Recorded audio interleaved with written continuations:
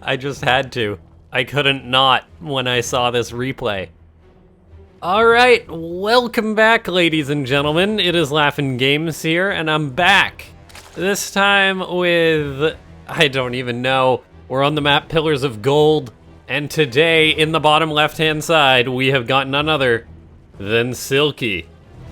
And in the top right-hand side of the map, it's Silky. No, that wasn't a glitch in the Matrix. You're not having a medical episode or anything. We have literally got USA Silky. Silky, the American player, taking on the Chinese player, Silky. So, all I can say is that there can be only one. And so, I thought, alright, why not cast a ZvZ? Which, people don't like to watch too much in the first place, to be honest. With two players that I don't cast as much on the channel as I should do. Just with these names. This is great. So yeah, a ZvZ. Looks like we have got none other than Silky making sixlings off the back of an early pool, then getting up his hatchery. So starting off with some aggression, some good old American aggression. And then we have got Chinese Silky. Just doing a normal opening, just going about his day, when his evil twin counterpart is gonna go try and mess him up. As, yeah, let's see, Ling's moving across the map. I think Chinese Silky saw these, though, did he, or did he not? Well, he definitely knows now, anyway. So, light aggression getting put on by American Silky. And then we have got none other than Chinese Silky, just waiting to react. His pool should be done soon, and then he'll just pop up lings as quick as he can. So there we go, 8 lings on the way. His hatch is done. He may need to pull drones to save this, and it looks like that is going to be the choice. The drones are basically going to engage these lings in order to try and ensure that there's enough time for his own lings to pop out to try and save these units. Good save on one of the drones, however, one of them was not saved and does end up falling. So Silky losing a lot of mining time. And it looks like the lings are now going to engage each other. There should be enough shortly for Chinese Silky to hold on, but definitely going to be some casualties on both sides, although with the drone support, Chinese Silky does manage to hold off the attack of Silky. And let's see. Yeah. Honestly, as far as who's the better Silky goes, I don't have a clue, and that's why we're casting this. Yeah, it's just like Silky in the USA is a very good player. He's up there in the American scene. He like beat Neeb notably once or twice. He's on and off because I believe he is a student, like a lot of American players are, but he's still one of the best Zergs in the American scene. And so it's kind of cool to see him taking on someone who I don't know how much Chinese Silky plays, if I'm being fully honest. And yeah, so I've definitely seen some American Silky's game, but not Chinese Silky's games. As it's always hard, like you don't often get those replays. They don't Chinese players for the most part don't play in online cups too much. They do play in like a Lima League, and I guess this is from one of the ESL Open matches, so or the weekly cups that is. And so yeah. Let's just take a look right now. Roach Warren is on the way for Silky. There is now going to be +1 missile attacks coming up to a Roach Warren. So now that he's weathered the storm, he's going to be able to follow this up. Whereas the other Silky is going to be just going double gas back at home. Throws up his own Roach Warren. Throws up an Evo. So looks to be just behind the curve a little bit. And yeah, we're 4 minutes into this game, and ladies and gentlemen, let's try and hit, oh, I don't know. Let's try and hit,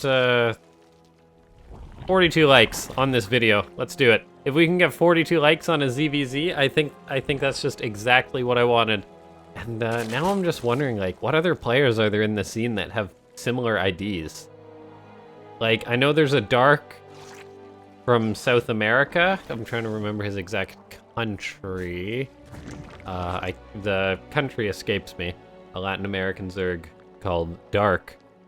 And then there is, of course, the Korean Dark. So there's multiple Darks, and then there's players with very similar sounding names, like for a long time we had Huck and Puck, and that was a fun one. And they'd play each other pretty frequently. And then who else is there? There is, trying to think, there's not too many. I know, yeah, I don't know. I'm trying to think, there's definitely gotta be like one or two more. I know that, that Probe and Snoot look very similar, but they don't have the same name, so not quite the same idea there. Anyway, Silky is gonna be building a Spire, while other Silky seems to just be focused on getting up just, yeah, roaches in his third base. Also, the Silky that's building a Spire is just scouting out with an Overseer as well. It looks like this Overseer very well could fall, which would be unfortunate losing that. It's gonna be darn close. Does it escape? The answer is no! As Silky's Overseer falls. And right now I get the feeling that this is actually gonna work out quite well for Silky, as his Spire is on the way, and it's almost done. The attack for Silky that could be coming isn't really gearing up yet, and so it looks like that Silky is just going to be preparing for the Spire because he actually did see it with his own Overseer that popped on in. And so the mutas, they will definitely be able to put pressure on, potentially get some damage done, but not actually completely blindsiding his opponent, which is very good for Silky, of course. As he knows he's building that Hydra and getting that up very quick, already getting the group spines on the way, so those Hydras have the extra +1 attack range, and that makes it so, of course, they can catch those mutas, which are going to fly around like pests a little easier. Overseer's going to go down. There is another Overseer in the top left. Pretty much any Overlord that's out on the map will get picked off by these mutas. Looks like this Overseer will be the next victim. And then, yeah, this is basically just going to force the game to go into a more macro state. Silky is going to just keep building, or just fire up some roaches, get up his own third base, get that really mining. Whereas Silky is going to be just making Hydras, ensuring that he's got enough to deal with the mutas. You really want to know how many mutas your opponent's committing to, but the fact that he hasn't seen any more is probably going to make Silky say, oh, okay, so it's just the initial round of mutas that I have to worry about. And so he's not going to just like rush out more and more Hydras, build more spores or things like that. And as a matter of fact, I do like what Silky's done. He's actually completely cut the spore at his natural, just a nice little corner cut there. If you notice it, saying, okay, yeah, the mutas will usually go to the main or the third on this map. It's not easy for them just to scoot right into the natural. So yeah, I'll just be fine cutting the spore there, save myself the mineral, save myself the drone. I really like that little thing there. As I say that though, there's actually the mutas in the natural. However, the mutas haven't actually got too much done yet, I don't believe. As other than really just kill off. Yeah, other than really just basically kill off those overlords and whatnot. They're gonna start getting some creep tumors, which is nice for Silky. Denying the creep of Silky is basically gonna go ahead and make it so that the player on the ground with the bigger ground army is gonna have a slower attack. And that's actually quite nice, because if you go for the mutas, you are the player who will generally be on the receiving end of an attack at some point, as your opponent just doesn't want to deal with that harassment for too long. The muta's gonna fly into the queens, but they do end up escaping. And we're actually seeing Silky go for an attack, but yeah, this is why I wasn't talking about him being the offensive player, in that I was expecting him to be the defensive player, because Silky shuts that attack down with relative ease. There is an attack at his third base, though, which he has to react to. A nice little road section, pardon me, that is going to make it so it's harder for... so that it's harder for Silky to clean this up. But in the end, it looks like Silky will be repelled. The Lurker on the ground doing a lot of damage there, and even though it's going to get Corrosive down and then finished off with the mutas, there will be more than enough for Silky to hold on and to end up repelling his opponent. We see the mining has got back to normal for Silky. Both players just at a very similar drone count. Both players with their +2 attack upgrades done. In very, very similar positions. Silky does have the lurkers, however, and that's very significant. It makes it so that it's hard for you, it's much easier for you to hold on. Your opponent needs to have a certain amount of finesse to deal with those. And we're actually seeing Silky very comfortably droning up And I say that, and it's fine in both senses, because both of them are building drones. So I don't even need to specify. This is great. Now, a fourth base is going up for Silky. However, Silky is going to be attacking the fourth base of Silky. Lurkers are not in position to help defend that. So once this base is identified, it'll probably be canceled pretty darn quick, as Silky just retains a supply lead, while Silky has a supply deficit. The Lurkers, of course, though, will make it so that it's pretty much impossible for Silky to kill Silky, which I guess is morbid if you think about it. Now, Roach counterattack moving in. Gonna be hitting the third base while an attack is going on at the fourth base. There's definitely too many Hydras and not enough Roaches in the army for Silky. Over when you are relying on Lurkers, of course, you need a lot of Hydras. But Silky really took a lot of damage here. He has been knocked down to 46 drones, whereas the other Silky has got his fourth base now finished up. He's gonna be able to just mine at that happily, whereas the other Silky is just on 3 bases. And it's not a good 3-base economy since he lost so many workers. So a very, very tough spot now for the American, as the Chinese player is just going to be doing very, very well. Looks like there may end up being an attack from Silky, as he may feel pressured by his weaker economy. He's got the Lurkers, which he can potentially use to try and punish his opponent, as Silky's army isn't actually that good. I say that talking about Chinese players, as he's got to basically just use corrosive biles or dance around the Lurkers. Otherwise, he will not be able to take a good fight. Lurkers are set up at the third base for Silky to actually defend it against his attack. The Lurkers dealing massive amounts of splash damage to these Roaches and Ravagers. Gonna actually clean all of those up. The Lurkers were killed in the process, but they did their job defending that. Gonna take a very good trade there. And this could actually potentially spur Silky to take an engagement, as he is now up on army supply by about 30 or so. 25 to 30 supply. And right now we do see that the Chinese player Silky is actually going back into mutas, saying, okay, I gotta deal with those Lurkers somehow, and maybe now's my window to make mutas, but there is 16 Hydras out for Silky, which is plenty. That's more than you need. Oh, no, it's a very good amount for him to not have to worry about mutas that Silky's gonna have. And so by making these mutas, Silky could have potentially basically screwed himself, as they're not gonna be able to help out in this defense at all, as opposed to if he just made more Roaches, more Ravagers, things like that. The Lurkers are now getting set up on top of this ramp, so there's gonna be a very big economic hit to the Chinese player's economy. All the while there was a counterattack. Not gonna get too much damage done, but yeah, very, very strong attack from Silky, getting a lot of counter damage done to his opponent, and he's still just going to be sitting fine, chasing these drones down. May need to reconsolidate his forces, as the mutas could find a good engagement, and it looks like they will. There's only half the Hydralisk here.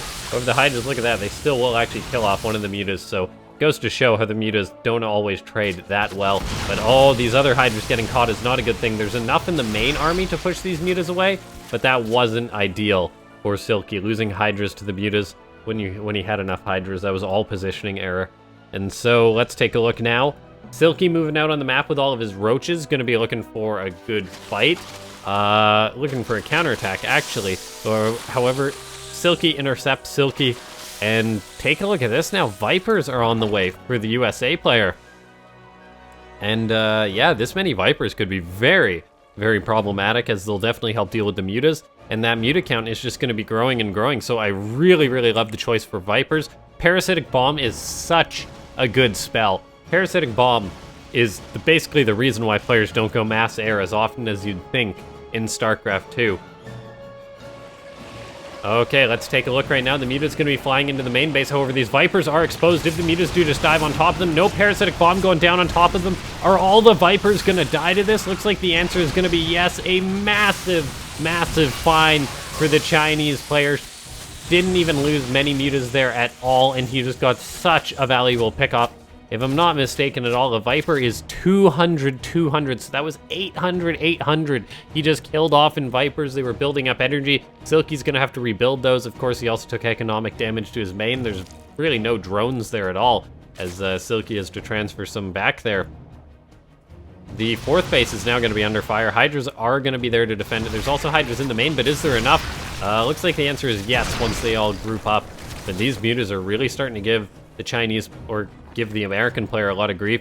There's going to be an attack with roaches and ravagers towards the third base that is completely undefended right now, as the the American player, pardon me, is just trying to defend against the attack, against the mutas. And now it's all of a sudden it's going to be a nice strong 1-2 punch that does seem to be sniffed out, but this isn't enough here for Silky to defend. This is a very, very large attack. In comes the Chinese player. Hydras do reposition to come and help out defend against this, but the supply is looking really, really rough right now. Mutas are coming on in as well for the Chinese player, going to be hitting the Spore Crawler. The Spore dies. There are lurkers to try and help out. Parasitic Bomb does get tossed down on the mutas. There's minimal splitting, but there is enough just right in time. Parasitic Bomb, very strong spell. Doesn't even finish off those 2 mutas, unfortunately. And so Silky is now in a very, very rough spot. If we take a look, he never really got his economy rolling. He was constantly being harassed, and now he's on 3 bases against a player who's just got up his 4th base once more and is up on workers. So I am quite concerned. The game's not over, but it's not comfortable at all. These mutas are just getting too much value. That was a kill on that base, not a cancel. The mutas now flying into the main. There are multiple spores, but yeah, this isn't looking too good. There's Parasitic Bomb going down on the mutas. They weren't at full HP, but yeah, the splitting is good enough from the Chinese player. 2 Parasitic Bombs isn't enough to kill off a bunch of mutas, and so really well done. If we take a look, there's all the Ravagers and Roaches and Ravagers, really all that Silky needs in order to keep pushing. Are there. There's a lot of Hydras out for Silky, which aren't actually good against Roaches and Ravagers, so he's definitely got to have the Lurkers out. But for now, he's just in such a hard spot. The mutas just show, or this is just showing how much control that the mutas have in a game of Starcraft 2. Alright, Lurkers do now have all their upgrades for Silky. They can reburrow very quickly. They've got Seismic Spines, so their range is very, very far. 10 range in all. But this is still a very, very big supply lead for the Chinese player. Going to be pushing on in. Can the American hold on? The answer is to be determined. Hydras are engaging Roaches and mutas, which is not enough. They need support. Parasitic Bomb will help drive away some of the mutas, but good splitting from Silky.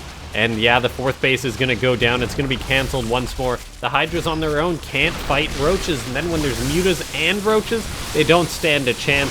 The Hydras with their +2 are really cutting into the mutas, but there's simply just not enough. The attack is hitting the 3rd as well. It might not even succeed, but there is just too much damage done. And Silky is going to take the game. And okay, I can say that I have casted these 2 players now, and never again. Ladies and gentlemen, if you enjoyed this match, it was a bit of a silly one, but I couldn't resist.